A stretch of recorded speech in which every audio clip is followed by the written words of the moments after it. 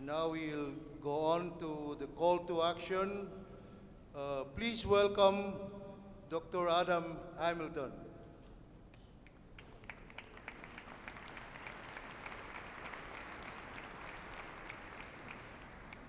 And I'd like to welcome Bishop Goodpastor. And I'd like to welcome Adam Hamilton. My name is Larry Goodpastor. For the last 2 years, I've been president of the Council of Bishops. For 3 years, the call to action process has asked important questions designed to lead the United Methodist Church into a future with hope and a more fruitful future that would bring renewal to all aspects of United Methodism in every corner of the world.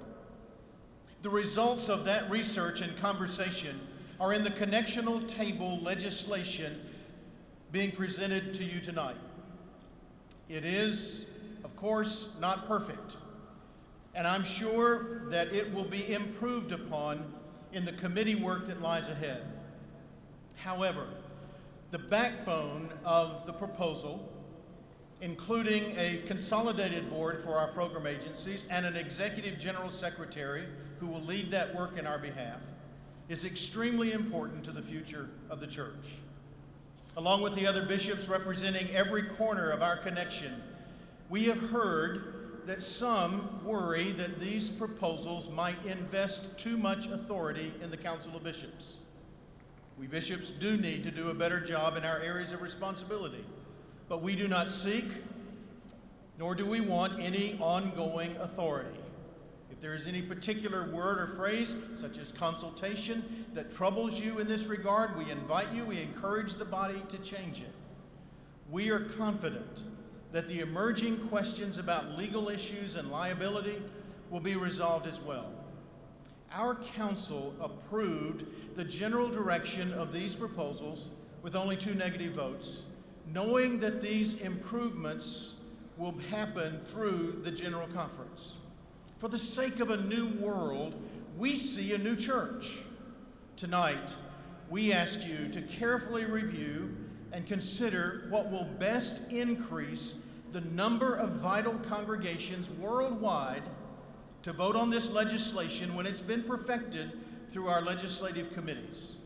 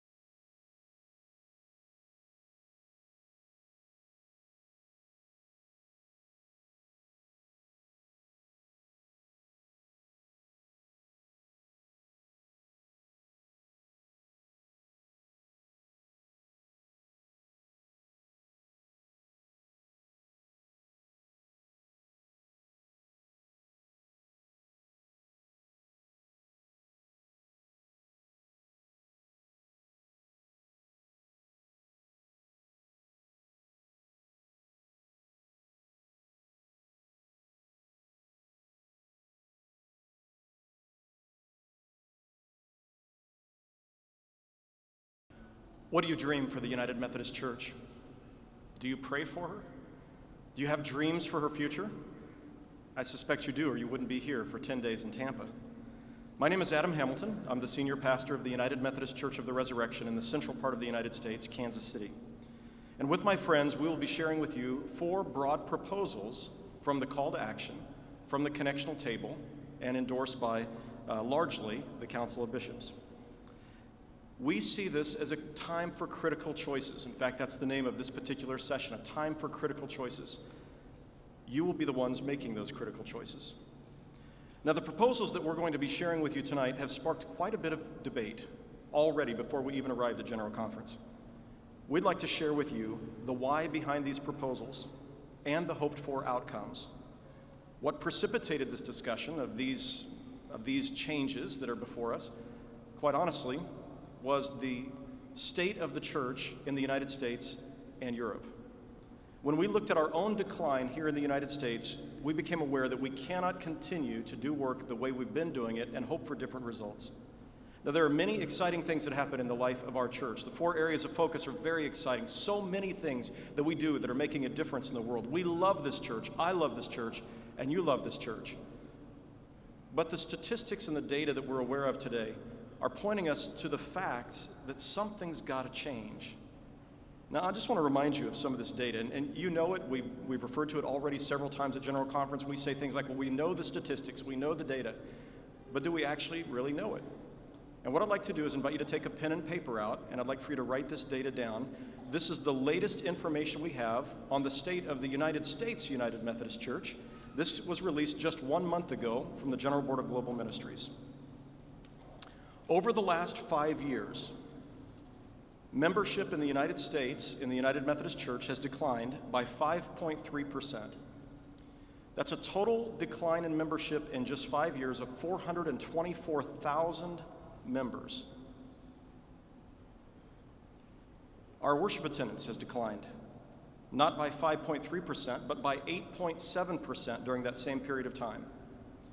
8.7% equals 291,600 people we've declined by on an average Sunday. If you went back 5 years ago, we had nearly 300,000 more people in worship than we did last Sunday.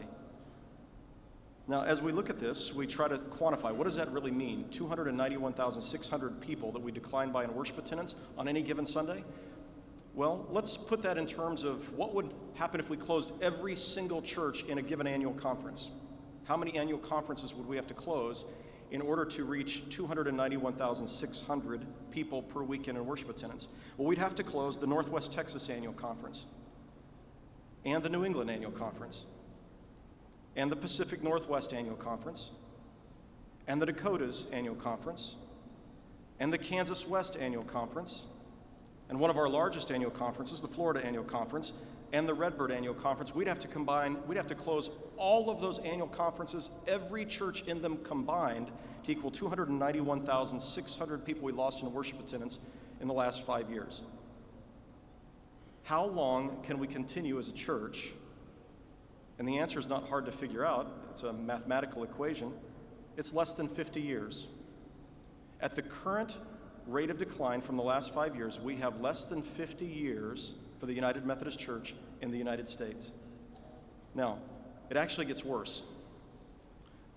The key indicators for our future aren't necessarily today's worship attendance. It's how many baptisms of children that we're performing and how many confirmands that we're doing for teenagers. So let's look at that data from the last 5 years. In the last 5 years, the numbers of baptisms and confirmations have declined not by 8.7%, but by 21%. This is a key indicator of our future. At this rate, in 25 years, we will no longer have children and youth in our churches. And that's not hard for many of you to imagine, because a large number of our United Methodist churches in the United States already don't have any children or youth in them. Now, when I share this information with people in my congregation, they say, well, Pastor Adam, why are people leaving the United Methodist Church? We love the church. Why are they leaving? And I tell them, it's not that they're choosing to leave. It's not like they don't like us. Back in the 70s, there were people who left because they didn't like us. Today, they're not leaving because they don't like us. Actually, most of the people in our churches, at least in the United States, like us pretty much the way we are and hope we never change. You know what's happening to them. They're graduating. They're graduating from this life to God's eternal kingdom. Our average age is almost 60, which means over half or nearly half of our members are over the age of 60. And what's happening is they're unable, in an increasing number every year, to be able to get out to come to church. And they're dying. Now, this is a serious issue. Now, let's be honest about this. As we look at the data and we look at the 4 proposals that we have before us, it wasn't first the fact that we were losing members in attendance that led to the instigation of the call to action. As important as it is that we make disciples, and we know that's our driving passion, what led to ask these questions was the fact that we recognized with this kind of decline, this was going to have a significant impact on our apportionments. That the day was going to come with 99% of all of the funds going into our global ministry coming out of the United States, that at this kind of rate of decline, we were going to face a serious crisis economically in the years ahead. And of course, we've already begun to see this. Now, this led to the formation of the call to action. And I'd like to invite Reverend Amy Valdez Parker to come. She has a great passion for the United Methodist Church and its future. I'd like to ask Amy to remind us of how the call to action was formed and why we have the proposals before us. Thank you, Adam. The Call to Action project was launched in 2009 by the assignment from the Council of Bishops with endorsement and funding from the Connectional table. In January of 2010, the Call to Action steering team was formed to gather data, including a mandate to seek factual information and recommendations leading to the reordering of the life of the church for greater effectiveness in making disciples of Jesus Christ for the transformation of the world. Now, research was commissioned to study the state of the United Methodist Church in the United States. The research also examined the drivers of vitality and the potential threats to the church's future vitality. The reports showed first that only 15% of the U.S. United Methodist congregations are highly vital. 15%. What does it mean for a church to be highly vital, to be fully alive for Christ? The drivers of congregational vitality, the things that actually led to vitality, include effective pastoral leadership. Can you agree with that? It also included multiple small groups and programs for children and youth. They were generative congregations. It also included worship that connects across the generations, worship that is highly vital, energizing, worship that brings people together, all in the name of the glory of God.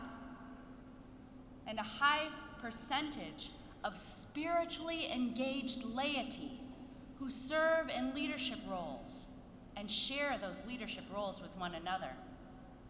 Do we have some spiritually engaged laity here tonight? Let's hear it. Do we have some spiritually engaged laity here?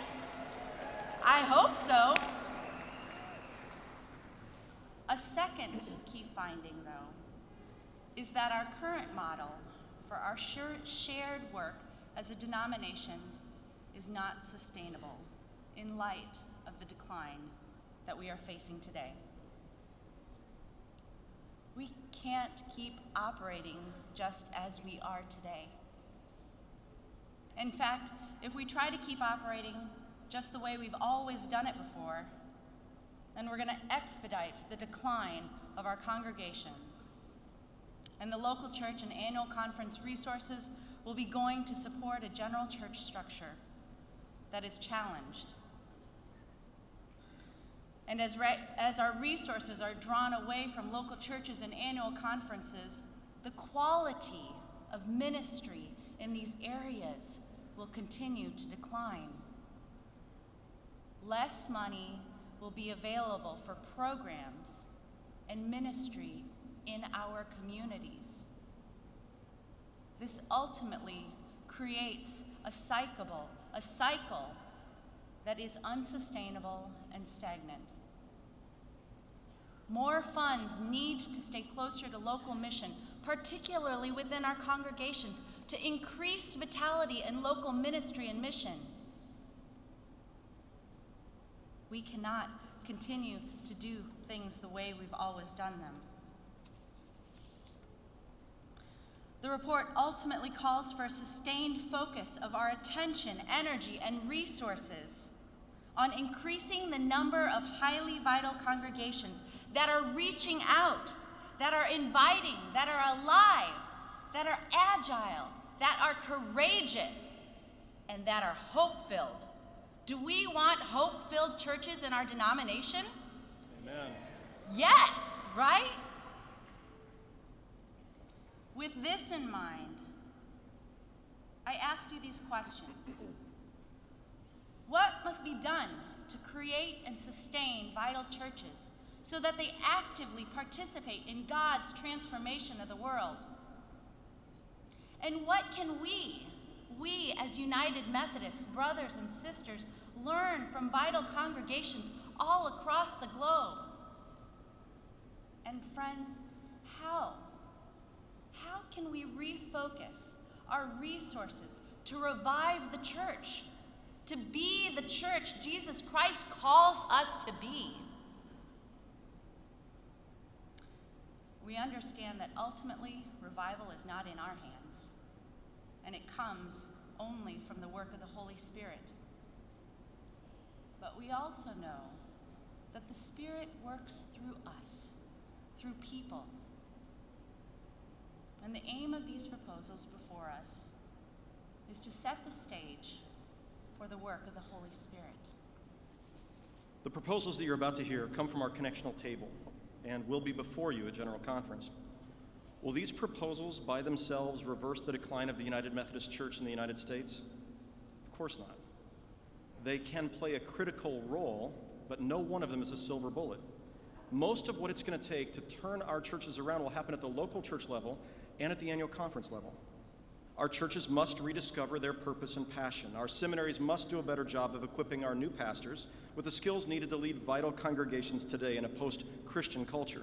Our pastors must renew their commitment to Christ and his mission while being retooled for ministry in the culture we live in. Our laity must be open to change, searching for new ways of being the church for new generations. We must start new faith communities, and we must continue to engage in justice and mission in the world. And even this is just the tip of the iceberg of what must happen. And as Amy noted, renewal is ultimately the Spirit's work. Most of these things we cannot legislate at General Conference. We can make certain emphases, and there are certain things that we can legislate, but many of these are not legislated by General Conference. Yet the Connectional Table believes that there are some things that the General Conference can do. So let's consider 4 broad proposals that the Connectional Table is bringing before this General Conference. I'm Benjamin Boroff, a college senior, lifelong member of the United Methodist Church, and member of the Call to Action steering team and of the Connectional Table. It's an honor to be with you today. The overarching challenge of the Call to Action is to shift our focus across the connection in order to create and sustain vital congregations. Everything in the legislation is designed to support this urgent challenge, to move us in this one mission-focused direction. Let's look at 4 critical initiatives which are part of the Call to Action plan. Number 1, a 10-year focus to create and sustain vital congregations. We know by heart that our mission is to make disciples of Jesus Christ for the transformation of the world. If we could do only one thing, this would be it. This is what we must do. This is our reason for being. So, above all else, we must redirect the flow of our collective attention and energy so that we are increasing the number of vital congregations that are effectively making disciples of Jesus Christ for the transformation of the world. Number 2, annual conferences should have the flexibility to organize themselves in ways that allow them to create and sustain vital congregations. Some of the legislative proposals before you are simply aimed at allowing annual conferences to creatively organize themselves so that they are better able to focus on this mission, so that they can create and sustain vital congregations in their own context. The Book of Discipline restricts the organizational structures of the annual conferences and their ability to respond to their ministry context. We should eliminate that requirement. There are hundreds of mandates for annual conferences in the discipline, too many shalls. You'll be considering legislation that will allow annual conferences greater freedom in how they organize to best do the work of creating and sustaining vital congregations. Of course, we need some of those shalls, but you're invited to consider changing some of those shalls to mays so that each conference can do the work of disciple making in whatever way makes sense in that conference. The third proposal has to do with ensuring that our denominational boards are working together, and in doing that, to create a more nimble, responsive, and streamlined structure. Now, this is the most controversial of the proposals, at least as I've heard the discussions about this, and so we want to spend just a little bit more time on this particular one. Now, the general boards and agencies do very, very, very important work. We're proud of them. They are part of our connectional ministry that is something all of us look at and celebrate. They must continue. But it's the organizational structure that connects these together, that these organizations work under, our boards, that is called into question by the connectional table legislation. They are suggesting that the organizational design or structure should change. Currently, we have 13 separate boards and agencies or commissions, each of them with their own executive, each a standalone entity. You see the logos for these on the video screen behind me. This model was patterned after large corporations in the mid-1900s. Think General Motors of the 1900s. This produces silos, redundancy, inefficiencies. What it does not produce is collaboration. Now, once again, let me reiterate, the work of the general boards and agencies is very, very important. This work must continue. The legislation proposed by the connectional table seeks to address how this work is organized and structured. To do this, the connectional table is proposing creating one general board called the Center for Connectional Mission and Ministry, bringing together the work of multiple general agencies so that we are all working together, side by side, hand in hand, instead of our existing silos. The aim is that collaboration will replace competition. Under this new model, our denominational staff will work closely together, sharing ideas and resources while eliminating redundancy. They will develop shared goals and strategic plans. They'll move together in the same mission-focused direction. They'll find ways to offer more useful and immediate help to annual conferences and local churches. A unified board of directors and an elected executive general secretary will assure that the highest level of collaboration, creativity, and accountability takes place. With this type of model, we will move toward closing the gap between local churches and the general church. Our connection will literally become more connected. Collectively across the globe, we will be able to focus on creating vital congregations in the U.S. and around the world, and on continuing to effectively support our growing central conferences. I'd like to give you a picture of what we think this looks like. The first picture you're going to see is what our existing structure looks like, at least as we picture it. And what you see are a series of boats in competition with one another. These are all athletes. They're competing for a same or similar goal. And yet, instead of working together side by side, they are working in some cases at cross purposes with each other. Often, maybe in the same direction, but certainly there is a lack of a sense of teamwork among these persons. Now, we want to give you a different picture of what we imagine. So if you can imagine each of those kayaks as each of our general boards or agencies, we'd like to show you what we're proposing under this new model. And what you see here is a picture of a team of high capacity, profoundly gifted leaders who are all in the same boat, working together, rowing in the same direction for the same prize, helping one another out, and not competing for limited resources. Now, again, the primary objective of this restructuring is not simply to reduce the number of boards. That was not the primary objective. It wasn't to reduce boards. It wasn't even to save money, as important as that is for our future, because what we are currently doing is unsustainable. The primary objective is to create a more effective way of doing our connectional ministry that benefits everyone in the central conferences and in the United States. As we consider changes, I would remind you that our current organizational structure is not sacred. John Wesley did not design it, the Apostle Paul did not propose it, and Jesus did not mandate it. Will restructuring turn our denomination around? No, it's not the silver bullet. But the connectional table believes that by bringing many of our boards into one organization, our current staff will be more effective, our programs will be better integrated and efficient, and in this way, the full power of the denominational staff and programs can help us address the adaptive challenge of our current decline in the United States. Now, there's one more proposal that we'd like to share with you. It's actually just sort of a group of proposals that the connectional table invites you to consider. I'm Scott Johnson, a member of the First United Methodist Church of Buffalo, New York. I serve as past president of the Association of Annual Conference Lay Leaders. And let's examine one final part of the proposal. Number 4 would be to invest in leadership. If we are to shift focus, zeroing in on our vision of a new and vital church, we must have effective leadership across all lines and at every level. We will invest in that leadership.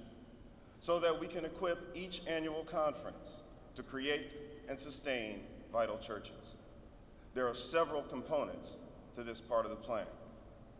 First, we propose a non-residential president of the Council of Bishops, focused on increasing the effectiveness of all the bishops in leading their annual conferences. We need our bishops to provide greater spiritual leadership. We need them to work together to create useful, practical strategies for the conferences so that we are creating and sustaining vital churches. These leaders are important to our work at every level, and they must be held accountable for effective leadership.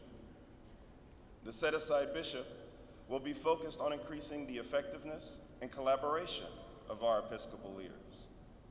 Second, we will create new ways to measure effectiveness in all areas of ministry with a clear objective, with continuous improvement and increasing excellence in our clergy and in our lay leadership.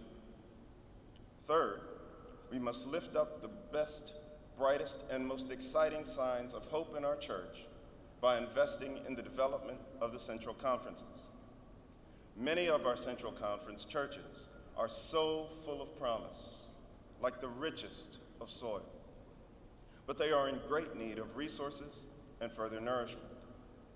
Bishop David Yemba of the Congo has the wisdom and the sense of urgency to share with us on this topic. Take a listen. The church is going in central conferences because in the heart of our ministry, we put the mission of the church, the mission of making disciples of Jesus Christ. The Central Congo Episcopal area is beyond 500,000. We don't have more than 150 clergy with first degree in theology. We needed to strengthen these theological institutions. There is a problem of infrastructure, training, scholarship, problem of library. We are becoming more and more a global church. So where part of the church is staying behind, we need to help each other. The church as the body, if a member is suffering in one way or another, I think the whole body is affected. Call to action, the way I see it, is a part of the nature of the church. The church needs to act, needs to reach out, especially in our world today. The church needs to come with a specific actions and effective ways of facing these challenges. Otherwise, we will not be the church of Christ. It's entirely possible that some of you in the Central Conferences could say, why does this matter to us? This is all about the decline in the United States, and we're not declining in Africa. But I appreciate what Bishop Yemba said. Drawing upon the words of the Apostle Paul, where one part of the body of Christ suffers, we all suffer. Our future depends upon working together. We care very much about what happens in the Central Conferences in the United States, and we're begging you to care very much about what's happening in the United States. We both need one another, and you understand that, I know that. Now, finally, as a part of our focus on leadership, there's one last big idea that our General Conference is being invited to consider. One that many believe is the single most important thing that we're proposing at this General Conference. In fact, it's possible that 20 years from now, this would have been the most important thing that we did at this General Conference or any other General Conference in the next 20 years. And that is a sustained focus on raising up a new generation of young clergy to help us reach a new generation of young people. The United Methodist Church in the United States and in Europe is largely a church made up of those over age 60. Consequently, if we're going to reach children and youth, it won't be because we're having babies ourselves. We're too old for that now. So we're going to reach children and teenagers because we're effectively reaching their parents, we're effectively reaching teenagers, we're effectively doing children's ministry in such a way that people are drawn into our congregations. Now, if we're going to have a future like that, a church that's filled with children, youth, and young adults, one that they find compelling, we're going to have to think differently. We're going to have to understand their language and speak their language, to understand their concepts and their metaphors, to take the gospel, not to change the gospel, but to preach the gospel in their language. Now, this generation does think differently. We understand this generation has never used a rotary telephone. This generation has never played a 45 RPM record.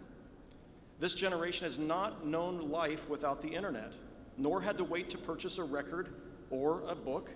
They didn't grow up shaped by the Cold War, certainly not by World War II, not by the Cold War, not even by the Vietnam War. All of that is ancient history for this generation. They're likely to have dozens, if not hundreds, of friends that they maybe have never met except online. They speak a different language, they dance to the beat of a different song, and they are largely considering our churches irrelevant, which is tragic because we have an approach to the gospel that they find very compelling if we speak it in their language.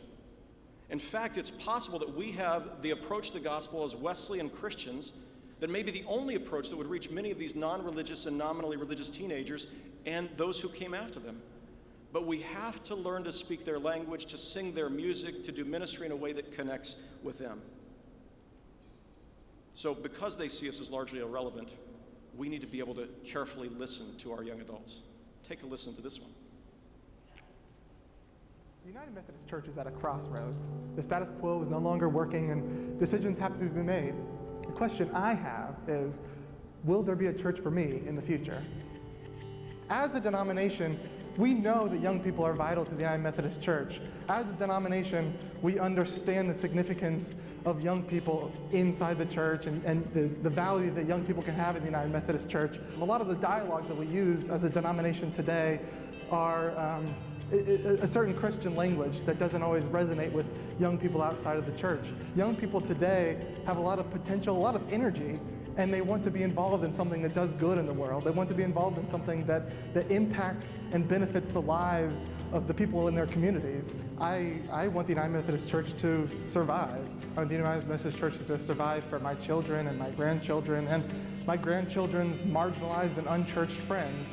And I think the best way for the UMC to do that is to adapt. Adaptation is difficult, but we don't adapt for the sake of adapting. We adapt because we have to, because we need to, because the status quo isn't working anymore. The United Methodist Church's current inability to adapt is affecting its ability to reach out to young people. And that is having an impact not only on the survival of the denomination, but the well-being of a demographic that desperately needs help and desperately wants a community to belong to. This is bigger than the denomination. We are called to transform lives for Jesus Christ. That is our mission. And if we don't adapt, we will fail at that mission. Young people today want something to believe in. And if the United Methodist Church doesn't adapt, young people will go elsewhere. I see a new church. I dream of a church with a future. I pray for a new church. What is the single most important factor in helping our churches be able to reach new generations, starting new churches to reach new generations? We believe it's young pastors, young clergy. People of this generation, even the generation who's not yet graduated from high school, who are beginning to think about a call to ministry, and helping them hear that call, helping them pursue their education, and then finally equipping and training them to reach their generation for Christ. As you likely know, in the U.S. today, we have over 16,000 active elders in our church, active pastors. Only 951 of them are under age 35. This is just over 5%. Elders between the ages of 55 and 72 now comprise 52% of all active elders. This is the highest percentage in our denomination's history. As our clergy are aging and retiring, there are not enough young clergy to keep up. In just 20 years, nearly every clergy person my age and older will have retired. There will be 14,000 retirements of United Methodist clergy in the next 20 years. Who will take their place? And I want you to think for just a moment, who's going to reach the 5-year-olds in your town, the 10-year-olds in your town, in your community, if we're not raising up clergy who can connect with these children? Who will teach and preach and care for them in 10, 20, or 30 years? Now, we celebrated tonight that 650 new churches have started or will have started by the end of the quadrennium. That is very exciting. 650 new churches. The average worship attendance of those 650 churches is just over 100,000 per weekend in worship attendance. That is to be celebrated. But during that same 4-year period of time, we lost 200,000 per weekend in worship attendance. We are going to have to continue to start new churches, more new churches, but we're also going to have to revitalize our existing churches with clergy who can help us think differently in the years ahead. So here's our bold proposal. At this general conference, we're asking you to approve redirecting funds to raise up 2,000 next generation clergy over the next 12 years. This is a 12-year initiative. Funds to recruit them and funds to train them, to provide for seminary education for them. These are young people who today are 13, 14, 15 years old, but who will, with your help, begin considering God's call on their lives. They will begin graduating from seminary in 8 years, about the time huge waves of our current clergy are retiring. It is these young people who will help our church reach a new generation of people and have a future with hope. Last year I was in Malawi, in Africa, and a beautiful country and beautiful people, and I know some of them are here today. And one of the things I learned was the importance of setting aside seed corn. You harvest your maize, but you don't eat all of your maize. You recognize there's a certain portion of this you have to set aside for next year, or you won't have a harvest and you'll starve next year. And what we're asking you to do is consider setting aside seed corn. To ask the question, what do we have to invest in our future, in future leaders for our denomination? And for us to make a sustained effort at trying to train up, raise up, recruit, and help hear the call of God on their lives, young people today who will be our leaders for tomorrow. In 1777, John Wesley said, "Give me 100 preachers who fear nothing but sin and desire nothing but God, and they will shake the gates of hell and set up the kingdom of heaven on earth." Imagine what we might do today with 2,000 passionate young people who are committed to leading our churches to reach new generations for Christ. Our dreams and prayers for this new church must include gifted young people. And this may be the single most important thing that you do at this general conference to see us have a future with hope. Our bishops and the Connectional table have cast a vision for us of a church that is focused on congregational vitality, one that is organized to face the challenges of today, and one that takes seriously the challenge of raising up a new generation of leaders for the future. So friends, I'm thinking of my 5-year-old and my 9-year-old back in Chicago. Are we, the church, going to live into this vision, this dream for a new church, a vital church? Are we going to pray without ceasing, starting now, so that we can all actively pursue God's mission in this world? Or are we going to cross our fingers and somehow everything's just going to turn out all right? Pray that without any sacrifice, without any risk, without any change on our part, the church will just be.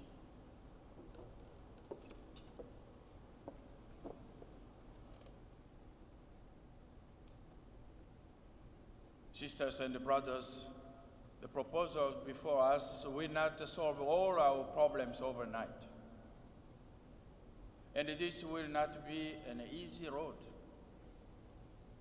Much of the change that needs to happen is not legislative. We must seek God, be open to the Spirit, and more effectively lead our local churches. But these proposals will contribute to this effort in meaningful ways.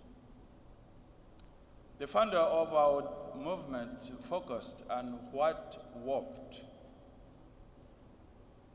So must we.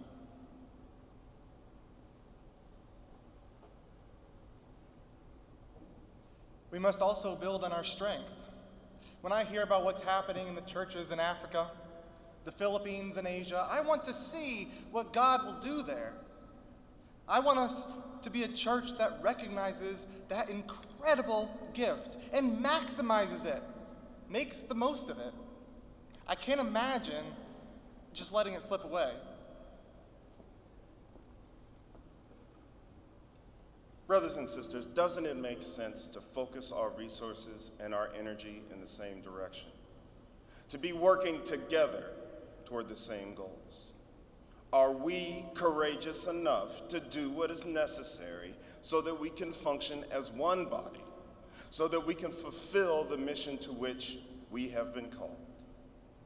I think we are. I know we are. And I keep praying that we are. We've looked at a lot of statistics and information. You've heard the proposals. I want to leave you with a picture of what the church looks like, what the United Methodist Church looks like in the future if we don't act. Take a look. I'm Marcy Strode. I was a member here at the former Melrose United Methodist Church until its final service here, I believe it was June 13th of 2011, and then acted kind of as a conservator until the church was recently sold. The church started in 1888 on this site in a tent. It was started by the Reverend Nathan Scarrett, who was originally a circuit rider for the Methodist Church. This is the new sanctuary. It was built in 1929. Just took my breath away from the moment I first walked into it and continues every time I walk into it. At its heyday, while the church would be full, I think probably 600 people, it was known as the rich white people's church. And it really was, but the neighborhood had changed. A lot more immigrants. This neighborhood is a melting pot. We have so many needs. Single parenthood, poverty is a big one. At different times, people had mentioned things that would have been so helpful that never got put into place. And it makes me sad that opportunities were missed years and years ago.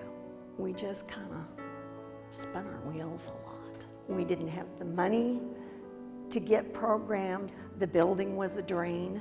We just kind of hemorrhaged members. The church that bought us, they're giving themselves a new name with the move to the new church. It's going to be New Beginnings Apostolic Church. Hopefully, it's going to be a congregation that will meet the needs of the neighborhood. I still have keys to the church, and I'm going to, when I finish the last few odds and ends of the things I have to do here, I'll leave them on the pastor's desk, come in and have a big cry, and then walk out.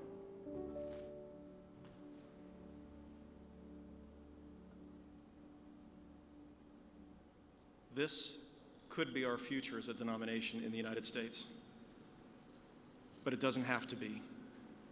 I don't want to be a part of an organization whose best years are behind it, and neither do you. And we believe if we're willing to take the bold and courageous steps, if we're willing to have the vision, if we're willing to change the way we've done things before, if we're willing to do stuff that's hard, if we're willing to sacrifice, we might just have a future with hope. The 4 things you've heard us ask for: a sustained 10-year focus on creating and sustaining vital congregations, allowing annual conferences to reorganize in ways that will help them most effectively create vital churches in their area, creation of a more nimble, collaborative, national and international structure with the general boards and agencies, and committing the resources to raise up 2,000 next-generation clergy to reach their generation and the next generations for Christ. I want to end with this. I was in the Holy Land recently, retracing the life of Jesus, walking in his footsteps. And I came across a gentleman who was about 60 years old, and he was planting olive trees. And I went up and I asked him, I said, how long will it be before these little saplings actually produce their first harvest of olives? I was surprised by his answer. He said, it'll be 25 to 30 years. I said, 25 to 30 years? And he must have been able to tell what I was thinking. When he was 60 years old, the average age of a United Methodist. And he said, I know what you're thinking, but I'm not planting these trees for me. I'm planting them for my children and their children. May it be said in 2032 that the General Conference of 2012 did visionary things, took visionary steps, and was willing to sacrifice, and because of their sacrifices, the United Methodist Church has a future with hope. Thank you very much.